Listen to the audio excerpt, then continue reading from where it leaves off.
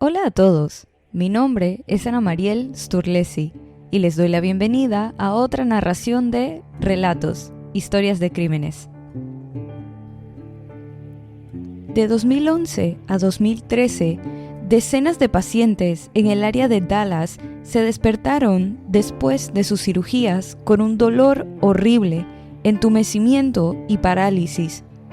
Peor aún, algunos de los pacientes nunca tuvieron la oportunidad de despertarse. Y todo se debe a un cirujano llamado Christopher Duntsch, también conocido como Doctor Muerte. Christopher Daniel Duntsch nació en Montana, Estados Unidos, el 3 de abril de 1971 y se crió junto a sus 3 hermanos en un próspero suburbio de Memphis, Tennessee. Su padre era misionero y fisioterapeuta, y su madre era maestra de escuela. Incluso antes de perseguir sus aspiraciones médicas, era conocido como una persona que no se daba por vencida, incluso cuando dejarlo ir habría sido la elección correcta. Decidió jugar al fútbol en un importante equipo de fútbol americano universitario. Duntsch se dedicó a entrenar mientras estaba en la escuela secundaria. Si bien logró ingresar a un par de equipos universitarios, sus ex compañeros dijeron que tenía problemas para mantenerse al día en la práctica junto con los demás, pero le suplicaba a los entrenadores que le permitieran seguir intentándolo, trabajando más que todos, pero sin frutos debido a que sencillamente no contaba con el talento. Esta actitud y perspectiva se quedaron con Duntsch cuando se propuso lograr algo más allá del fútbol y llegó a querer convertirse en cirujano. Decidió que sería neurocirujano y no iba a permitir que nada, ni siquiera la falta de habilidad o entrenamiento, lo detuviera en sus objetivos. Duntsch recibió su título de la Universidad de Memphis y se quedó en la ciudad para obtener un doctorado del Centro de Salud de la Universidad de Tennessee y dedicó decenas de horas a la investigación del cáncer y de las células madre. Incluso llegó a formar parte de los grupos que fundaron 2 empresas que se centraban en el desarrollo de terapias regenerativas basadas en células para ayudar con el dolor, pero luego lo despidieron de la empresa por cuestiones de dinero.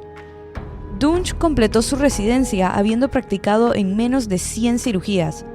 Por lo general, los residentes de neurocirugía participaban en más de 1000 cirugías durante su residencia. Pero las cosas parecían ir bien. Se centró más en la parte de investigación de su trabajo. Su nombre apareció en varios artículos y patentes y participó en varias empresas emergentes de biotecnología. Eso fue hasta que se encontró con una deuda de $500,000, por lo que decidió pasar al campo de los neurocirujanos, ya que es un puesto lucrativo. Sobre el papel, Duntsch parecía una elección estrella para cualquier sistema hospitalario, una vez que completó su residencia, gracias a años de investigación y estudio del uso de células madre y varias recomendaciones sólidas de sus supervisores anteriores. Duntsch también afirmó haberse graduado magna cum laude del prestigioso Hospital Infantil St. Jude con un doctorado en microbiología, un programa que el hospital no ofrecía en el momento en que supuestamente el hombre asistía. Sin embargo, tras formarse, Duntsch se instaló en Dallas, incorporándose como médico a un instituto especializado en cirugías mínimas de columna, conocido como Baylor Plano. Este puesto también le otorgó privilegios operativos en el Centro Médico Regional Baylor. Al principio de su estancia en Baylor Plano, Duntsch causó una mala impresión a sus compañeros cirujanos. Un ex compañero de trabajo, el Dr. Randall Kirby, dijo que vio a Duntsch arruinar un procedimiento relativamente simple al negarse a usar un bisturí para extraer un disco, y en lugar de eso usó un instrumento diferente que terminó causando más daño. El paciente operado por Duntsch sigue caminando con bastón y vive con dolores crónicos. Este resultado realmente difería de los comentarios jactanciosos que Dunge hacía sobre sí mismo. Les decía con confianza a sus pacientes que era el mejor médico de todo el estado, dejaba cicatrices mínimas y les aseguraba que todos los demás en su campo eran malos. Otro caso en el que no se demostró su supuesto calibre como cirujano fue durante una cirugía a un paciente llamado Lee Passmore. Passmore estaba adicto a los opiáceos recetados. Adormecieron el dolor que irradiaba desde la parte baja de su espalda hasta cada una de sus piernas. Pensó que la cirugía podría brindarle algún alivio, eliminar la necesidad de medicamentos y resolver ambos problemas a la vez. Su especialista en tratamiento del dolor lo desaconsejó de la operación, pero luego le dio la tarjeta de Dunge. Después de una consulta, se determinó la fecha de la cirugía y se uniría a la cirugía el cirujano general Dr. Mark Hoyle. Esta sería la primera y última vez que Hoyle trabajó junto a Dunge. El trabajo de Hoyle consistía en abrir a Passmore y coserlo. Hizo una pequeña incisión justo encima de la ingle del hombre de 36 años y apartó los vasos sanguíneos y los órganos, permitiéndole a Dunge un acceso claro a la parte inferior de la columna para extirpar una hernia. El disco presionaba un nervio, lo que le provocaba el dolor al paciente. Hoyle, que había conocido a Dunge ese mismo día, no podía creer la serie de acontecimientos que sucedieron a continuación. Hoyle miró y vio sangre y no mucho más. Esta salía de los vasos sanguíneos epidurales y se acumulaban en el espacio del disco. Pero Dunge siguió adelante, diciendo que trabajaba con el tacto y no con la vista. Anunció que retiraría el ligamento que separa el disco del canal espinal. Este ligamento posterior es uno de los dos principales estabilizadores de la columna. Está a menos de 1 milímetro del canal espinal. Hoyle se paró frente a Dunge para bloquearle el camino cuando notó los peligros de lo que estaba a punto de hacer. Dunge cedió, permitiendo que Hoyle entrara, detuviera la hemorragia y limpiara la herida. La operación continuó. Dunge colocó una jaula quirúrgica donde estaba el disco para ampliar la abertura alrededor de las raíces nerviosas y aliviar la presión que causaba el dolor de Passmore. Pero Hoyle dice que una radiografía posterior mostró que estaba colocando demasiado hacia la izquierda la jaula. Cuando Dunge intentó reposicionarla, quitó un tornillo, lo que significaba que la jaula no iba a ninguna parte. Hoyle calificó toda la cirugía como descuidada, lo suficiente como para cancelar las 3 o 4 operaciones restantes que había programado con Dunge, y juró no volver a trabajar con él nunca más. Fue el primer cirujano en hacerlo, pero no el último. Pero estos no fueron los únicos errores que cometió el arrogante médico. Kenneth Fennell, el primer paciente que Dunge operó en Baylor Plano, quedó con dolor crónico después de que Dunge le operara la parte equivocada de la espalda. Más tarde, Fennell tuvo una segunda operación por parte de Dunge para aliviarlo y quedó significativamente paralizado en sus piernas. Fennell requirió meses de rehabilitación para poder caminar con un bastón y no pudo caminar más de 10 metros ni permanecer de pie durante más de unos minutos sin tener que volver a sentarse. Barry Morguloff quedó con fragmentos de hueso en su canal espinal después de que Dunge intentara sacar un disco dañado de su espalda con una herramienta de agarre. Dunge inicialmente se negó a darle a Morguloff ningún analgésico, alegando que el hombre era un buscador de drogas. Morguloff finalmente perdió la mayor parte de la función de su lado izquierdo y necesitó una silla de ruedas. Pero al parecer, ni siquiera los amigos parecían estar a salvo de la mala práctica del médico. Jerry Summers, un viejo amigo de Dunge, vino a Baylor Plano para que le fusionaran 2 vértebras del cuello. Durante la operación, Dunge falló al extraer el disco, dejando a Summers tetrapléjico. realizó una segunda cirugía y llenó el espacio con una gran cantidad de gel de espuma, contrayendo la médula espinal. El anestesiólogo que trabajó en la cirugía recordó que Summers perdió casi 1.2 litros de sangre, más de una quinta parte de su volumen sanguíneo y casi 24 veces la cantidad típica perdida en una fusión espinal. Las enfermeras y el resto del personal que participó en la cirugía esperaban que Summers se sometiera a una cirugía de revisión, pero Dunch se negó a hacerlo. Summers permaneció tetrapléjico por el resto de su vida. Murió en 2021 de una infección relacionada con las complicaciones de la operación de Dunch. Pero otras 2 muertes ocurrieron bajo la supervisión del cirujano. Kelly Martin estaba siendo sometida a una operación de espalda de rutina cuando Dunch le cortó la médula espinal y cortó una arteria. Continuó operando a pesar de los claros signos de que Martin estaba perdiendo grandes cantidades de sangre, a pesar de las advertencias de un colega cirujano traumatólogo y un anestesiólogo. Dunch se negó a reconocer que algo andaba mal, lo que obstaculizó los esfuerzos del equipo de la unidad de cuidados intensivos para salvar a Martin. Cuando despertó de la anestesia, estaba gritando y arañándose las piernas, lo que obligó al personal de la unidad de cuidados intensivos a volver a anestesiarla.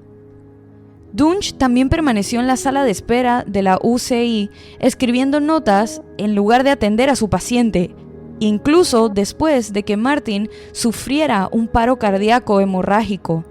La mujer lastimosamente murió desangrándose. A medida que estos casos se hicieron públicos, circularon rumores de fiestas nocturnas que conducían a rondas matutinas, y los rumores sobre drogas y alcohol que circulaban alrededor de Dunch se hicieron prominentes. A pesar de haber pasado una prueba de drogas, los funcionarios de Baylor Plano estaban lo suficientemente preocupados como para obligar a Dunch a tomar una licencia en espera de una revisión de su trabajo. Si bien Dunch recibió autorización para reanudar sus operaciones mientras se llevaba a cabo la revisión, los funcionarios del hospital le pidieron que se limitara a cirugías menores hasta que se completara. Los funcionarios de Baylor Plano descubrieron que Dunch no cumplió con sus estándares de atención y revocaron permanentemente sus privilegios quirúrgicos en el hospital. El hospital inició otra revisión, pero Dunch renunció antes de afrontar un despido seguro. Para evitar los costos de pelear y posiblemente perder una demanda por despido injustificado, los funcionarios de Baylor Plano llegaron a un acuerdo con los abogados de Dunch en el que se le permitió renunciar a cambio de que el hospital emitiera una carta indicando que no había problemas con él. Si Dunch hubiera sido despedido, se habría requerido que Baylor Plano lo reportara al Banco Nacional de Datos de Profesionales, cuyo objetivo es identificar a los médicos problemáticos, pero como el hombre técnicamente renunció, no fue reportado. Dunch se trasladó con bastante rapidez al Centro Médico de Dallas, donde los funcionarios le permitieron comenzar a operar mientras realizaban sus verificaciones de referencias, que terminaron en desastre. Sin embargo, las señales de alerta surgieron desde el principio, cuando las enfermeras se preguntaron si estaba bajo la influencia de drogas mientras estaba de guardia. Por ejemplo, Dunch llegó a trabajar vistiendo la misma bata andrajosa durante 3 días seguidos. Duró menos de una semana antes de que los administradores le retiraran sus privilegios tras la muerte de una paciente, Floella Brown, y la mutilación de otra, Mary Efford. Dunch había cortado la arteria vertebral de Brown y se negó a abortar la cirugía a pesar de la enorme pérdida de sangre. Luego, la llenó con demasiada sustancia destinada a detener el sangrado. Como resultado, Brown sufrió un derrame cerebral. Dunch no respondió a los mensajes del hospital durante unas horas y luego, al día siguiente, programó una cirugía electiva para Efford en lugar de atender a Brown. Las personas del hospital se exasperaron cuando Dunge se negó a retrasar la cirugía de Efford y le pidieron varias veces que cuidara a Brown o la trasladara fuera de su cuidado. Dunge sugirió realizar una craneotomía a Brown para aliviar la presión, pero se le negó el permiso. No solo no estaba calificado ni tenía privilegios para realizar una cirugía cerebral, sino que Dallas Medical no tenía el equipo ni el personal adecuados para tal operación. Brown permaneció en coma durante horas antes de que Dunge finalmente accediera a su transferencia. En ese momento, sin embargo, Brown ya tenía muerte cerebral. Mientras operaba a Efford, Dunge cortó una de sus raíces nerviosas durante la cirugía de fusión espinal mientras operaba en la parte equivocada de su espalda. Giró un tornillo en otro nervio, dejó orificios para tornillos en el lado opuesto de su columna, no pudo extraer el disco que se suponía que debía retirar y dejó el material quirúrgico en su tejido muscular tan suelto que se movía con solo tocarlo.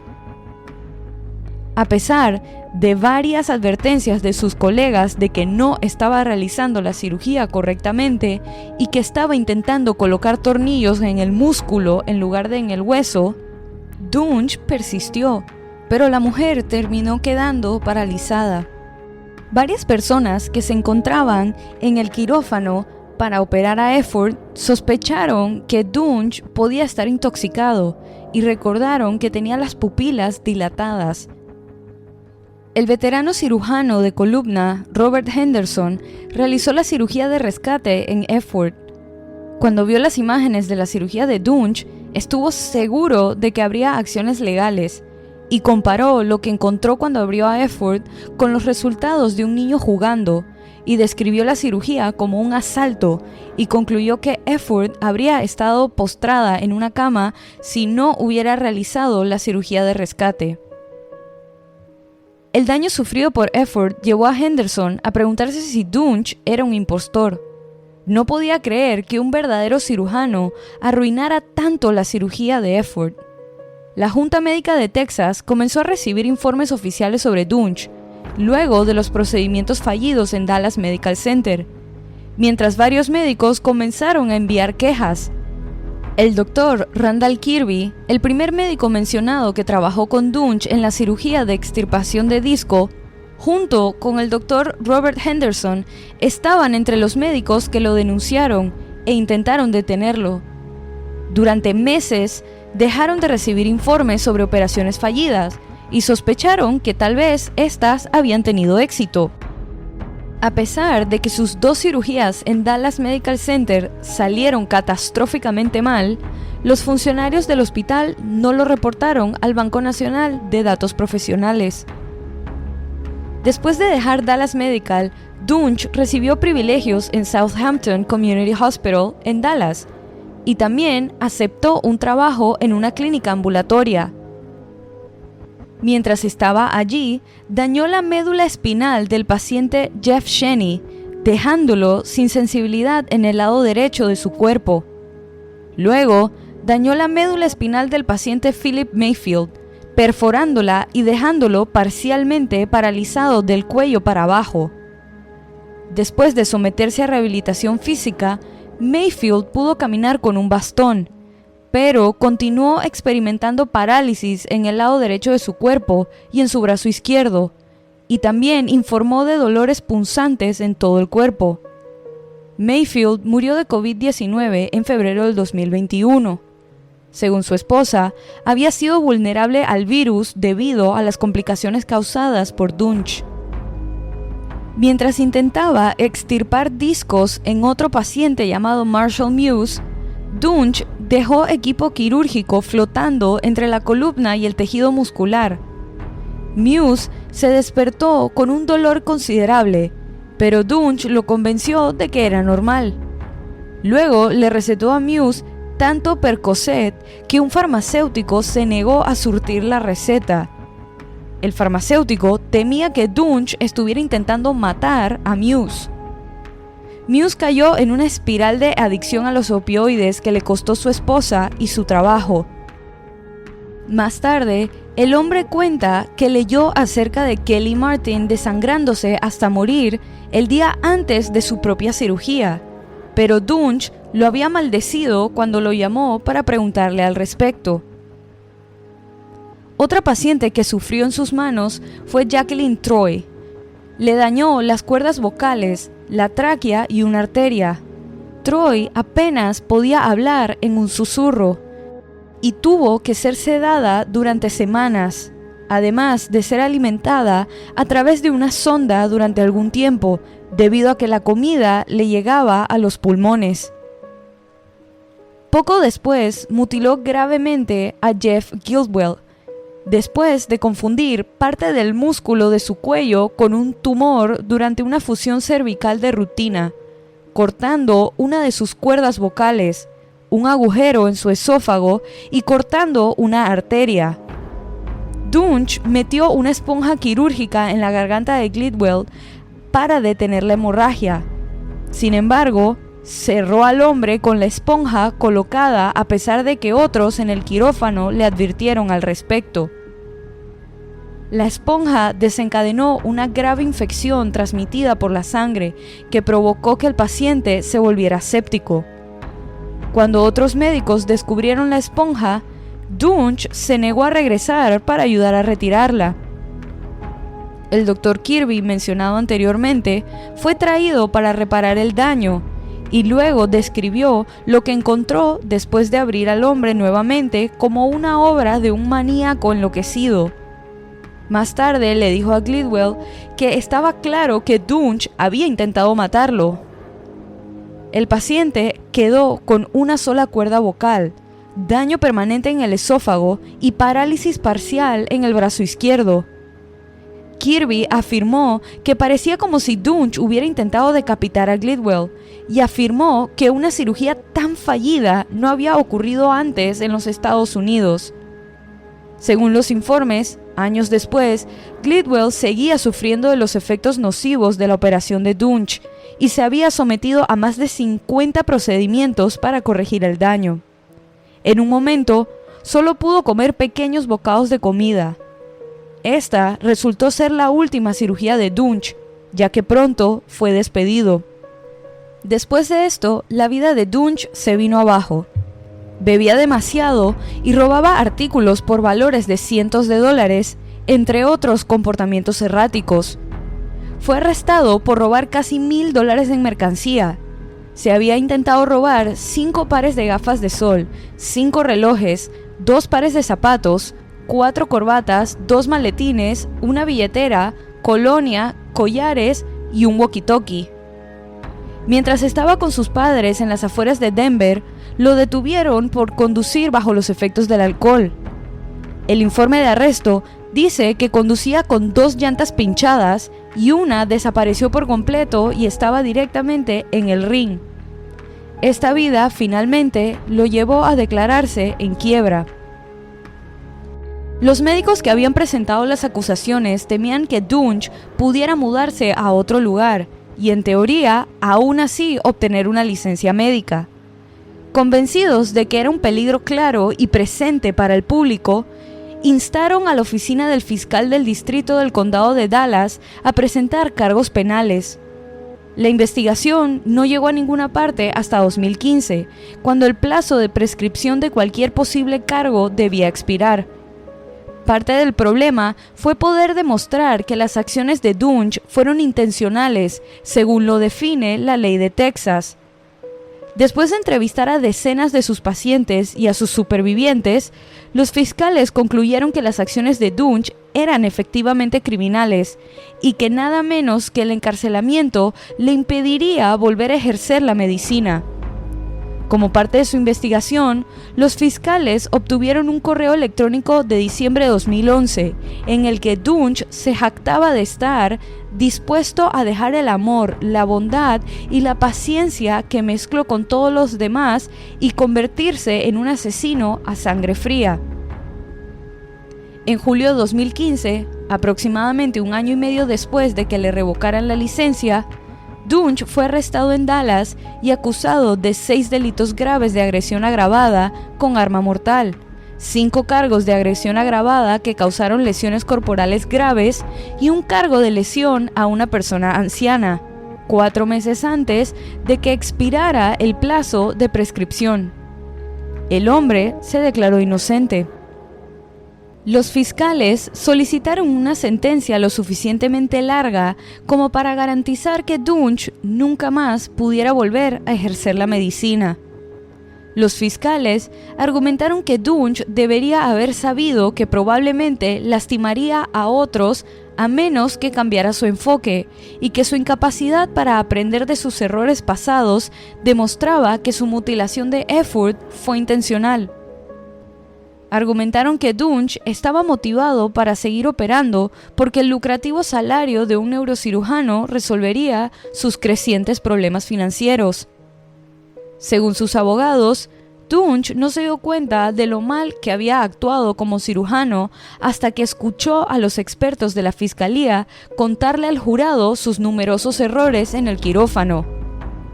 La defensa de Dunge atribuyó las acciones de su cliente a la mala formación y a la falta de supervisión por parte de los hospitales. Después de 13 días de juicio, el jurado solo necesitó 4 horas para declarar culpable a Dunge y fue condenado a cadena perpetua. Los 4 hospitales que emplearon a Dunge tienen procesos civiles en curso en contra de ellos. En el transcurso de 2 años, Christopher Dunge operó a 38 pacientes en el área de Dallas. De esos 38, 31 quedaron paralizados o gravemente heridos, y 2 de ellos fallecieron por complicaciones quirúrgicas.